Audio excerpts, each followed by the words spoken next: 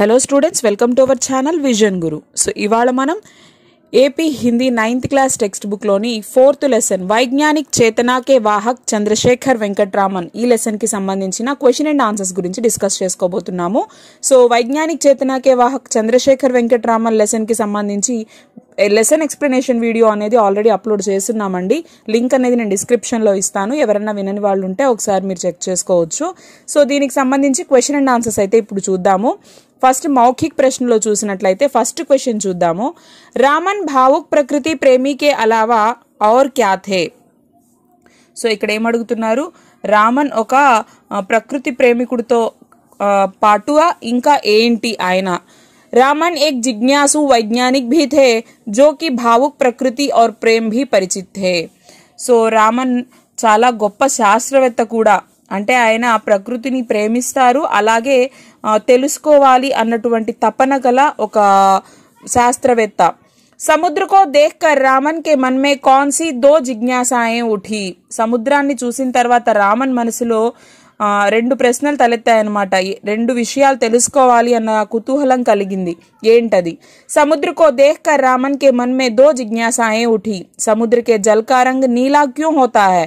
नीले रंग के अतिरिक्त अन्य कोई रंग क्यों नहीं होता? అయితే ఆయన మనసులో మెదిలినటువంటి రెండు ప్రశ్నలు ఏంటి అంటే, సముద్రపు రంగు అంటే సముద్రపు నీళ్లు బ్లూ కలర్లోనే ఎందుకుంటాయి, నీలి రంగులో ఎందుకుంటాయి, నీలం తప్ప వేరే రంగు ఎందుకు లేదు? సో అనేటువంటి క్వశ్చన్స్, డౌట్స్ వచ్చాయన్నమాట ఆయనకి. రామన్ కే పితానే ఉన్మే కిన్ విషయోం కి సశక్త్ నీవ్ డాలి? సో రామన్ యొక్క తండ్రి ఏ విషయాలలో అతనికి ఒక బలమైన పునాదిని ఏర్పాటు చేశారు? రామన్ కే పితానే ఉన్మే గణిత్ और భౌతికీ విషయోం కి సశక్త్ నీవ్ డాలి? సో రామన్ వాళ్ళ ఫాదర్ తనలో గణితం, అలాగే అంటే మ్యాథ్స్ అండ్ ఫిజిక్స్ అన్నమాట, గణితం మరియు భౌతిక శాస్త్ర విషయాలలో ఒక బలమైనటువంటి పునాదిని వేశారు. वाद्य यंत्रों की ध्वनियों के अध्ययन के द्वारा रामन क्या करना चाहते थे? సంగీత వాయిద్యాలు, వాద్యయంత్ర సంగీత వాయిద్య పరికరాలు ఏవైతే ఉంటాయో ఆ శబ్దాల నుంచి ఏం అధ్యయనం చేయడం ద్వారా రామన్ ఏం చెయ్యాలి అనుకున్నారు? रामन वाद्य यंत्रों की ध्वनियों के अध्ययन के द्वारा यह बताना चाहते थे कि भारतीय वाद्य यंत्र विदेशी वाद्य यंत्रों की तुलना में घटिया नहीं है. అయితే సంగీత వాయిద్యాల శబ్దాలని అధ్యయనం చేసినప్పుడు ఆయన ఏం చెప్పాలి అనుకున్నారు అంటే, విదేశీ సంగీత వాయిద్యాలతో పోలిస్తే కంపేర్ చేసుకున్నట్లయితే మన భారతీయ సంగీత వాయిద్యాలు తక్కువేం కాదు, తీసిపోయేవేం కాదు అని చెప్పేసి ఆయన రీసెర్చ్ చేశారనమాట. సర్కారీ నౌకరీ छोड़ने के पीछे रामन की क्या भावना थी? గవర్నమెంట్ జాబ్ని వదిలేయడం వెనకాల రామన్ భావాలేంటి? रामन ने सरकारी नौकरी छोड़ने का कारण यह था कि उनकी भावना थी कि सुविधाओं से अधिक महत्वपूर्ण थी सरस्वती की साधना और वे वैज्ञानिक रहस्यों के ज्ञान को सबसे अधिक मूल्यवान मानते थे. అయితే ఈయన ప్రభుత్వ ఉద్యోగాన్ని ఎందుకు వదిలేశారు అంటే దానికి కారణం ఏంటి అంటే, ఆయన సౌకర్యాల కంటే కూడా సరస్వతి ఆరాధన చాలా ఇంపార్టెంట్ అని భావించారు. కాబట్టి ఆయన ఈ సైన్స్కి సంబంధించినటువంటి పరిశోధనలు చేయాలి, ఇవి తెలుసుకోవాలి, ఇది ముఖ్యం అనుకున్నారు. కాబట్టి గవర్నమెంట్ జాబ్ని కూడా వదిలేయడానికి సిద్ధపడ్డారు. రామన్ ప్రభావ్ కి ఖోజ్ కే పీछे कौन सा सवाल हिलोरे ले रहा था? అయితే రామన్ ఎఫెక్ట్ యొక్క ఆవిష్కరణ వెనకాల ఉన్నటువంటి అంటే మనసుని కదిలించేటువంటి ప్రశ్నలు ఏంటి అక్కడ?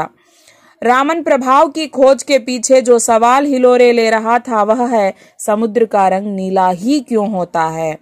అయితే ఈ రామన్ ఎఫెక్ట్ ని కనుక్కోవడం వెనకాల ఉన్నటువంటి మొట్టమొదటి ప్రశ్న ఏంటి అంటే ఆయన కలిగింది, సముద్రం యొక్క రంగు నీలంగానే ఎందుకుంటుంది? ప్రకాశ్ తరంగోं के बारे में आइंस्टाइन ने क्या बताया? కాంతి తరంగాల గురించి ఐన్స్టైన్ ఏం చెప్పారు? प्रकाश तरंगों के बारे में आइंस्टाइन ने बताया था कि प्रकाश का रूप अति सूक्ष्म परमाणुओं की तीव्र प्रवाह धारा के समान होता है. प्रकाश के कण बुलेट के समान तीव्र प्रवाह से बहते हैं. అయితే సో కాంతి తరంగాల గురించి చెప్పినప్పుడు ఐన్స్టీన్ కాంతి రూపం చిన్న పరమాణువులు లాగా ఉంటుంది. సో ఆ పరమాణువులు చాలా వేగవంతంగా ప్రవహిస్తూ ఉంటాయి, అంటే ఆ కాంతి కణాలు ఒక బుల్లెట్ లాగా స్పీడ్గా వెళ్తూ ఉంటాయి అని చెప్పారు. రామన్ కి ఖోజ్ నే కిన్ అధ్యయనోం కో సహజ్ బనాయా? రామన్ యొక్క ఆవిష్కరణ ద్వారా సో ఎలాంటి అధ్యయనాలు అనేవి, రీసెర్చ్ అనేవి ఈజీ అయ్యాయి? रामन की खोज ने अणुओं और परमाणुओं की संरचना को सरल बनाने का कार्य किया, जिसका आधार एकवर्षीय प्रकाश के वर्णों में परिवर्तन था.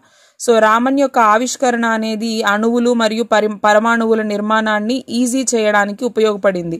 సో దీన్ని బేస్ చేసుకొని సో కాంతి సంవత్సరాల సంఖ్యలో కూడా అక్కడ మార్పు చేర్పులు జరిగాయి అన్నమాట. కాలేజ్ కే దినో మే రామన్ కి దిలీ ఇచ్ఛా క్యా థీ. కాలేజీ రోజుల్లో సో కాలేజ్ డేస్ లో రామన్ యొక్క కోరిక ఏంటి? कॉलेज के दिनों में रामन की दिलचस्पी नए नए वैज्ञानिक प्रयोग करने में थी. वे शोध और अनुसंधान के क्षेत्र में अपना जीवन समर्पित करने की इच्छा प्रकट करते थे. हालांकि उन दिनों में उस सुविधा की कमी के कारण उनकी इच्छा केवल उनके दिल में ही रह गई. అయితే కాలేజ్ డేస్లో చదువుకునేటప్పుడు ఆయనకి కొత్త కొత్త ప్రయోగాలు చేయడం అంటే చాలా ఇంట్రెస్ట్గా ఉండేదన్నమాట. సో రీసెర్చ్ ఫీల్డ్కి సంబంధించి ఆయన జీవితాన్ని అంకితం చేయాలి, సో కొత్త కొత్త విషయాలు కనుక్కోవాలి అని చెప్పేసి ఆయన కోరుకునేవారు. అయితే అప్పుడు సరైన సదుపాయాలు ఫెసిలిటీస్ లేకపోవడం వల్ల సో ఆ కోరిక అనేది తన మనసులో అలాగే ఉండిపోయింది. वाद्य यंत्रों पर की गई खोजों से रामन ने कौन सी भ्रांति तोड़ने की कोशिश की. సంగీత వాయిద్యాలపై రామన్ తన రీసెర్చ్ చేసినప్పుడు సో ఎలాంటి అపోహల్ని తొలగించడానికి ప్రయత్నించాడు. रामन ने देशी एवं विदेशी दोनों वाद्य यंत्रों पर अपने प्रयोग किए एवं उन्होंने इसके माध्यम से पश्चिमी देशों की इस भ्रांति को तोड़ने की कोशिश की कि उनके वाद्य यंत्र भारतीय वाद्य यंत्रों से अधिक उत्तम है. అయితే రామన్ భారతీయ మరియు విదేశీ సంగీత వాయిద్యాలపై తన ప్రయోగాలను చేసి దాని ద్వారా ఆయన ఏం చెప్పారు అంటే భారతీయ సంగీత వాయిద్యాల కంటే అంటే విదేశీ సంగీత వాయిద్యాల కంటే కూడా మన భారతీయ సంగీత వాయిద్యాలు ఏమాత్రం తీసిపోవు. చాలా మంది అలా అనుకుంటూ ఉంటారు. సో ఆ అపోహల్ని తొలగించడానికి ఆయన ప్రయత్నించారు. రామన్ కే లియే నౌకరీ సంబంధి కౌన్ సా నిర్ణయ కఠిన్ థా. అయితే ఉద్యోగానికి సంబంధించినటువంటి ఎటువంటి నిర్ణయం రామన్ కి కష్టమైంది. रामन सरकार के वित्त विभाग की बहुत प्रतिष्ठित नौकरी पर थे. वहां वेतन तथा सुख सुविधाएं बहुत आकर्षक थी. जब उन्हें कलकत्ता विश्वविद्यालय के भौतिकी को प्रोफेसर पद को स्वीकार करने का प्रस्ताव मिला तो उनके लिए यह निर्णय करना कठिन हो गया कि वे कम वेतन और कम सुविधाओं वाले प्रोफेसर पद को अपनाए या सरकारी पद पर बने रहे. అయితే సో గవర్నమెంట్ ఎంప్లాయీగా ఆయన వర్క్ చేస్తూ ఉన్నప్పుడు ఆర్థిక శాఖలో చాలా మంచి పొజిషన్లో ఆయన జాబ్లో ఉన్నారనమాట. అక్కడ జీతం కానివ్వండి, సౌకర్యాలు కానివ్వండి ఇంట్రెస్టింగ్గా ఉండేవి. కానీ కలకత్తా యూనివర్సిటీలో ఒక ఫిజిక్స్ ప్రొఫెసర్గా ఆయన పోస్ట్ తీసుకోమని ఆయనకి ప్రపోజల్ వచ్చినప్పుడు అక్కడ జీతం తక్కువ, సౌకర్యాలు తక్కువగానే ఉంటాయి ప్రొఫెసర్ పదవి తీసుకుంటే. సో ఇది తీసుకోవాలా లేదంటే గవర్నమెంట్ జాబ్లో అలాగే కొనసాగాలా నిర్ణయించుకోవడానికి అతనికి కొంచెం కష్టమైందనమాట. सर चंद्रशेखर वेंकटरामन को समय समय पर किन किन पुरस्कारों से सम्मानित किया गया.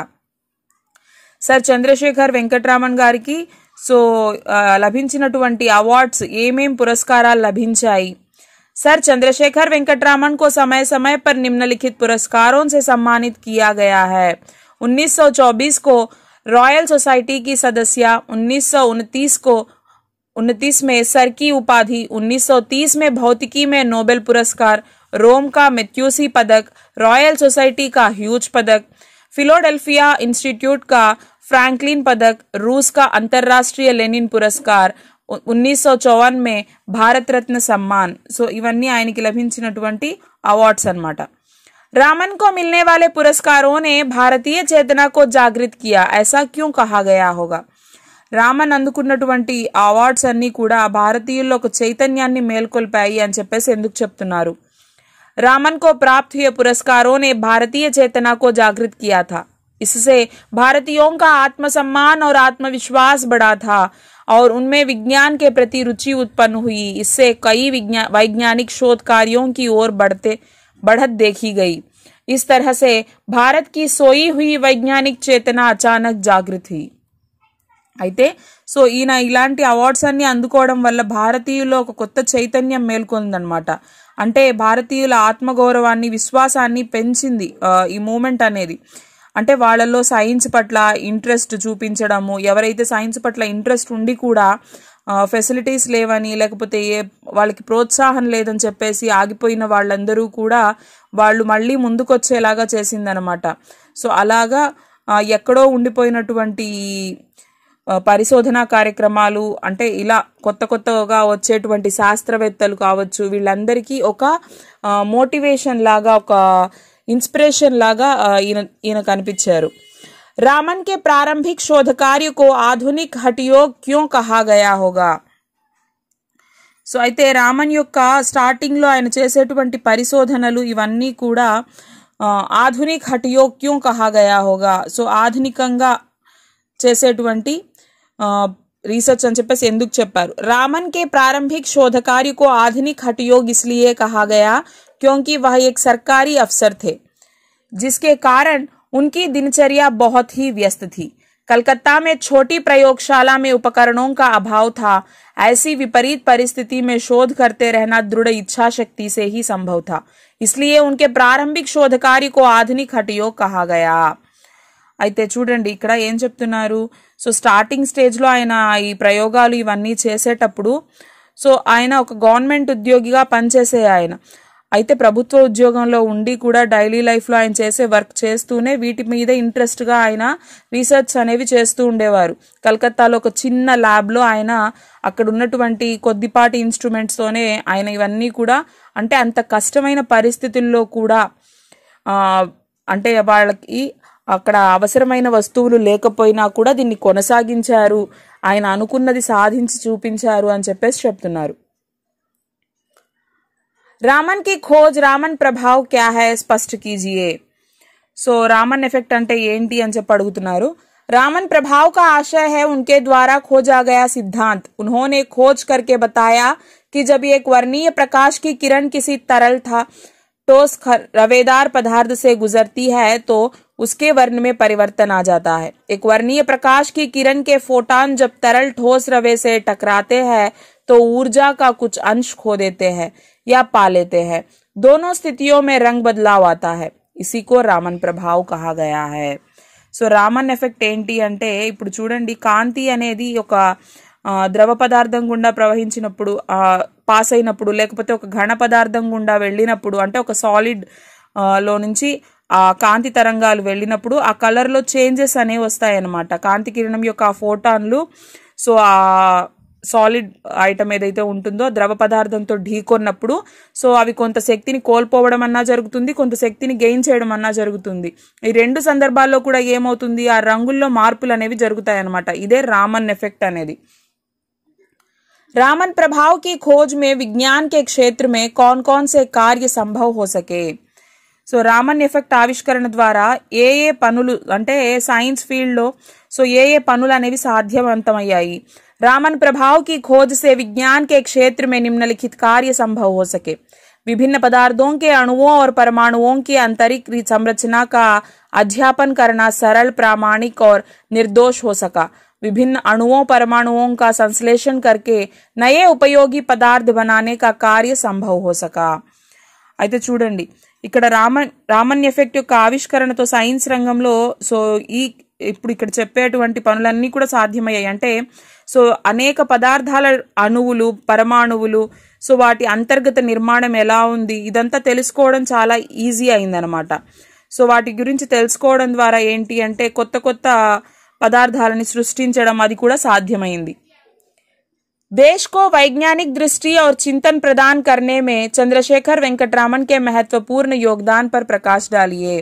సో దేశానికి శాస్త్రీయ దృక్పథాన్ని అలాగే ఆలోచనని అందించడంలో చంద్రశేఖర్ వెంకటరామన్ యొక్క పాత్ర ఎటువంటిది అని చెప్పేసి అడిగారు. सर चंद्रशेखर वेंकटरामन ने देश को वैज्ञानिक दृष्टि और चिंतन करने में अत्यंत महत्वपूर्ण योगदान दिया.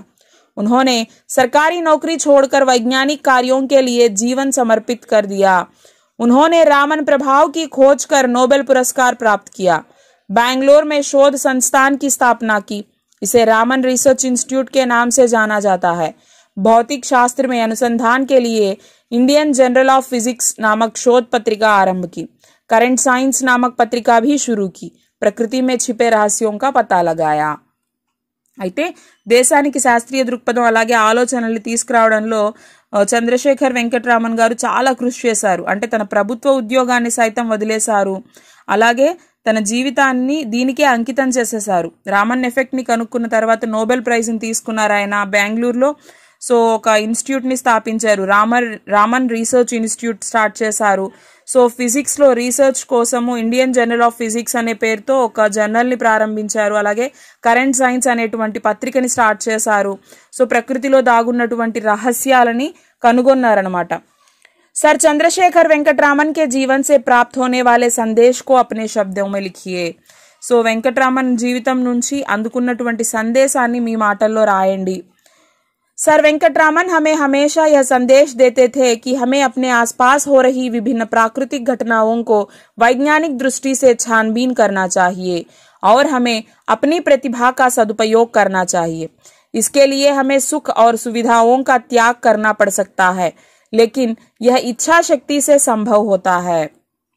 సో మన చుట్టూ జరుగుతున్నటువంటి అనేక విషయాలని మనము శాస్త్రీయ దృక్పథంతో పరిశోధించాలి. అంటే మనలో ఉన్నటువంటి ప్రతిభని మనం ఉపయోగించుకోవాలి, సద్వినియోగపరచుకోవాలి. సర్ వెంకటరామన్ ఎప్పుడూ కూడా ఒకే సందేశాన్ని ఇచ్చేవారనమాట. సో ఇదే సందేశాన్ని ఇచ్చేవారు. దీనికోసం మనం ఏంటంటే ఒక్కొక్కసారి మన ఆనందాలని మన సౌకర్యాలని త్యాగం చేయాల్సి రావచ్చు. కానీ సో మన సంకల్పం దృఢంగా ఉండాలి, మన కోరిక అనేది దృఢంగా ఉండాలి లక్ష్యం వైపు వెళ్ళడానికి. నెక్స్ట్ ఇక్కడ చూడండి, ఆశయ స్పష్ట కీజియే అని చెప్పేసి కొన్ని సందర్భాలు సెంటెన్సెస్ ఇచ్చారు.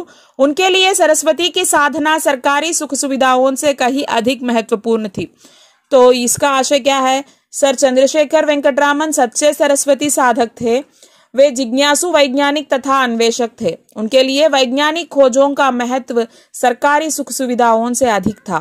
इसलिए उन्होंने सरकारी नौकरी छोड़कर कलकत्ता विश्वविद्यालय की नौकरी स्वीकार कर ली. ఇక్కడ ఏంటి అంటే రామన్ ఒక నిజమైనటువంటి సరస్వతి పుత్రుడు అని చెప్పుకోవచ్చు మనము. ఎందుకంటే సో అనేక విషయాల్ని, ఇంట్రెస్టింగ్ విషయాల్ని ఆయన అన్వేషించి కనుక్కున్నారు. సో ప్రభుత్వ ఉద్యోగంలో ఉన్నప్పుడు ఆ సౌకర్యాలని కూడా వదిలేసి ఈ ఆవిష్కరణలే ముఖ్యం, ఈ రీసెర్చ్ ముఖ్యం అని చెప్పేసి ఆ ఉద్యోగాన్ని వదిలేసి కలకత్తా యూనివర్సిటీలో ఒక చిన్న ఉద్యోగానికి ఆయన జాయిన్ అయ్యారనమాట. हमारे पास ऐसी न जाने कितनी चीजें बिखरी पड़ी है जो अपने पात्र की तलाश में है. మన చుట్టూ ఎన్నో విషయాలు చెల్లాచెదురుగా పడున్నాయి, వాటి గమ్యం కోసం వెతుక్కుంటూ అని అడిగారు.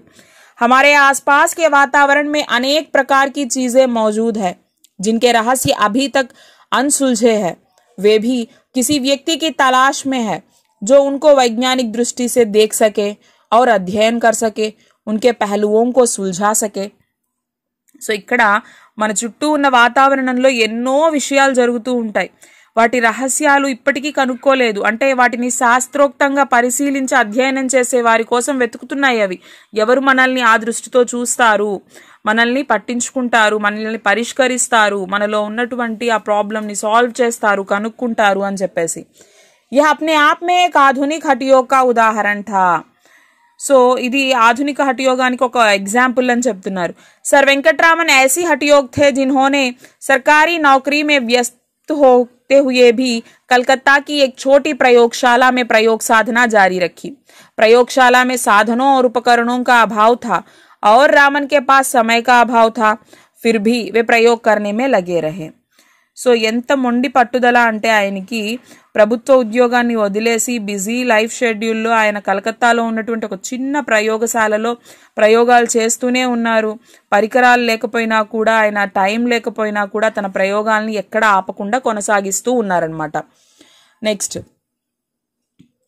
సో ఇక్కడ చూడండి, ఉపయుక్త శబ్ద కా చయన్ కర్తే హుయే రిక్త స్థానోం కి పూర్తి కీజియే. ఇక్కడ కొన్ని వర్డ్స్ ఇచ్చేసి బ్లాంక్స్ ఇచ్చారనమాట. సో వీటి ఆన్సర్స్ ఇవ్వడం జరిగింది. నెక్స్ట్ భాషా అధ్యాయానికి వచ్చేసినట్లయితే నీచే కుచ్ సమానార్థి శబ్ద్. సో కొన్ని వర్డ్స్ ఇచ్చారు, సెంటెన్సెస్లో యూజ్ చేయమని చెప్పారు. నెక్స్ట్ విలోమ్ శబ్ద్ ఇచ్చారనమాట. ఇక్కడ చూడండి, సశక్త్, అశక్త్, అస్థాయి, స్థాయి, ठोस रवो, तरल, देशी, विदेशी, ఆకర్షణ్, వికర్షణ్. నెక్స్ట్ అలాగే కొన్ని యుగ్మ శబ్ద్ ఇచ్చారు, సెంటెన్స్లో యూజ్ చేయమని చెప్పారు. నెక్స్ట్ ఇక్కడ మనకు చూసినట్లయితే అనుస్వర్, అననాసిక్. అనుస్వర్ అంటే ఏంటి అంటే ఈ డాట్ అనమాట, బింది. అనునాసిక్ అంటే చంద్రబిందు. సో ఎక్కడ మనం యూజ్ చేస్తామనేది కొన్ని వర్డ్స్ ఇవ్వడం జరిగింది. సో అదేవిధంగా ఇక్కడ కూడా ఆశయ స్పష్ట కీజియే అని చెప్పేసి కొన్ని సెంటెన్సెస్ ఇచ్చారు. నెక్స్ట్ पाठ में आए रंगों की सूची बनाइए, इनके अतिरिक्त 10 रंगों के नाम और लिखिए. లెసన్ లో వచ్చిన కలర్స్ నేమ్స్ రాయండి, అలాగే ఇవి కాకుండా కొన్ని అదర్ కలర్ నేమ్స్ కూడా రాయండి అన్నారు. సో ఇవి కూడా ఇక్కడ ఇవ్వడం జరిగింది. నెక్స్ట్ యోగ్యతా విస్తార్ చూసినట్లయితే మనము విజ్ఞాన్ కా మానవ వికాస్ మే యోగదాన్ విషయ పర్ కక్షా మే చర్చా కీజియే. సో ఏంటి అంటే తరగతిలో మన క్లాస్ రూమ్ లో మానవ అభివృద్ధికి సైన్స్ సహకారం అనేటువంటి టాపిక్ పైన చర్చించండి అని చెప్పారు. భారత్ కే కిన్ కిన్ వైజ్ఞానికోं को నోబెల్ పురస్కార్ మిలా పతా लगाइए और लिखिए. సో భారతదేశ ఏ శాస్త్రవేత్తలకి ఇంకా నోబెల్ ప్రైజులు అందుకున్నారు అని చెప్పేసి అడిగారు. వాళ్ళ నేమ్స్ రాయండి అన్నారు. న్యూటన్ కే ఆవిష్కార్ కే విషయమే జాన్కారీ ప్రాప్త్ కీజియే. సో న్యూటన్ యొక్క ఆవిష్కరణ గురించి సమాచారాన్ని అందుకొని దాని గురించి కూడా మాట్లాడాలి. నెక్స్ట్ పరియోజన కార్య ప్రాజెక్ట్ వర్క్ వచ్చినట్లయితే భారత్ కే ప్రముఖ వైజ్ఞానికోं की सूची उनके कार्यों योगदानों के साथ बनाइए.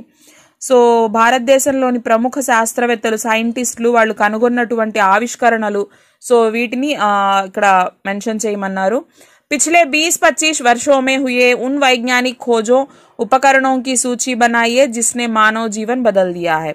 సో గత 20 సంవత్సరాలలో మానవ జీవితాన్ని మార్చినటువంటి శాస్త్రీయ ఆవిష్కరణలు ఏవైతే ఉన్నాయో సో ఆవిష్కరణల పేర్లు వాటిని రాయమన్నారు. అంటే ఎగ్జాంపుల్కి ఇక్కడ చూడండి, computer, DVD, digital camera, video recorder, mobile phone, television ఇలాంటివి అనమాట. నెక్స్ట్ లెసన్ బ్యాక్ సైడ్ ఉన్నటువంటి మీనింగ్స్ చూద్దాం ఒకసారి. శబ్దార్థ और टिप्पणियां. సో నీలవర్ణీయ నీలే రంగు కా అంటే నీలం రంగులో, బ్లూ కలర్ లో. అసంఖ్య అన్గినత్ అన్కౌంటబుల్. ఆభా చమక్ అంటే గ్లో ప్రకాశవంతమైన అని. జిజ్ఞాస జాన్నేకి ఇచ్ఛ తెలుసుకోవాలనేటువంటి కోరిక. విశ్వవిఖ్యాత్ సంసార్ మే ప్రసిద్ధ ప్రపంచ ప్రఖ్యాతిగాంచినటువంటి फेमस అని. भौतिकी यह विज्ञान जिसमें तत्वों के गुण आदि का विवेचन किया गया हो. फिजिक्स भौतिकी అంటే ఏంటి ఫిజిక్స్. అతిశయోక్తి किसी बात को बढ़ा चढ़ाकर कहना. అతిశయోక్తి అంటే ఏంటి, సో దేన్నైనా మనము గొప్పగా చెప్పడం అన్నమాట. హాసిల్ ప్రాప్త్ సాధించడం. శోధకార్య खोज రీసెర్చ్. प्रतिभावान जिसमें विलक्षण बौद्धिक शक्ति हो प्रतिभावंतమైన. నెక్స్ట్ वित्त विभाग किसी राज्य के आय व्यय से संबंधित विभाग. విత్త విభాగ్ అంటే ఆదాయం అన్నమాట, అంటే రాష్ట్ర ఆదాయం మరియు వ్యయానికి సంబంధించినటువంటి. రుజాన్ झुकाव किसी और प्रवृत्ति होना అంటే ఏదైనా ఒక వైపుకి వంగడం అన్నమాట, మొగ్గు చూపించడం. ఉపకరణ్ సాధన్ ఔజార్ పరికరాలు ఉపకరణాలు. సమృద్ధ ఉన్నతశీల్ సమృద్ధిగా అంటే సంపన్నమైన అని. సృజిత్ రచా హువా భ్రాంతి సందేహ అయథార్థ జ్ఞాన్.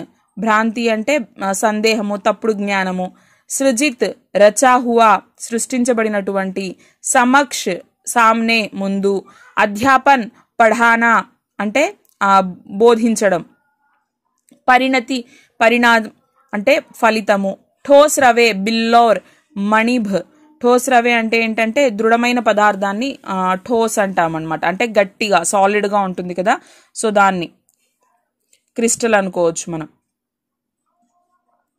ఫోటాన్ ప్రకాష్ కా ఏక్ అంశ్. సో ఫోటాన్ అంటే ఏంటి, ప్రకాశం ఒక అంటే కాంతికి సంబంధించినటువంటి ఒక భాగం అని చెప్పుకోవచ్చు.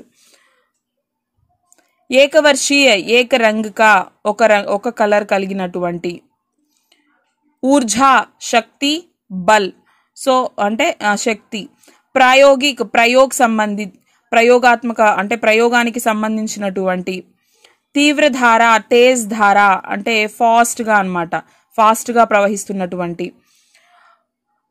ఇన్ఫ్రారెడ్ స్పెక్ట్రోస్కోపీ అవరక్త్ స్పెక్ట్రమ్ విజ్ఞాన్ అంటే ఏంటి, ఇక్కడ మనకి మామూలుగా ఇంగ్లీష్లోనే ఇచ్చారనమాట. Infrared spectroscopy.